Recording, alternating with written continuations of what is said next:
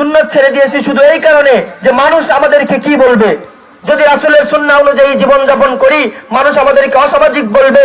যদি রাসূলের সুন্নাহ অনুযায়ী রাসূলের পোশাক অবলম্বন করি, রাসূলের বেশভূষা অবলম্বন করি, তাহলে মানুষ আমাদেরকে জঙ্গিবাদী বলবে, মৌলবাদী বলবে, উগ্রবাদী বলবে।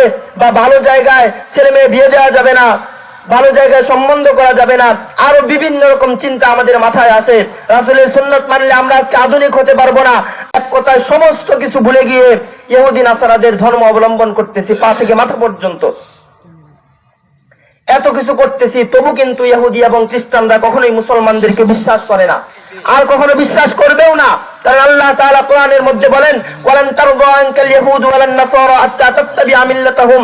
ইহুদি এবং খ্রিস্টানরা ততক্ষণ পর্যন্ত তোমাদেরকে বিশ্বাস করবে না যতক্ষণ পর্যন্ত তাদের ধর্মের ভিতরে, যতক্ষণ পর্যন্ত তুমি দীক্ষিত না হবে ততক্ষণ পর্যন্ত তারা তোমাদেরকে বিশ্বাস করবে না। এই জন্য কাফের বেঈমানেরা মুসলমানদের উপর একের পর এক আক্রমণ করে যাচ্ছে। কখনো আমেরিকা, কখনো রাশিয়া, কখনো ইসরায়েল, কখনো ভারত, কখনো ব্রিটিশ, কখনো বার্মা, বিভিন্ন ভাবে, কখনো এককভাবে, কখনো সংঘবদ্ধ ভাবে মুসলমানদেরকে নিধন করতেছে। অথচ আজকে সারা বিশ্বের মধ্যে 1/3 মুসলমান, 600 থেকে 700 কোটি মানুষ, এর মধ্যে প্রায় 250 কোটি মুসলমান, 1/3 মুসলমান। বর্তমান মুসলমানদের কাছে যে সম্পদ আছে, আর্থিকভাবে মুসলমানরা বর্তমানে যে যতটুকু সবল, এতটুকু সবল আগে ছিল না।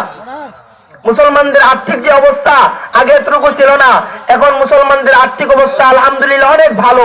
এত কিছু হওয়ার পরেও আজকে মুসলমান সারা বিশ্বের মধ্যে মাথা উঁচু করে দাঁড়াতে পারতেছে না।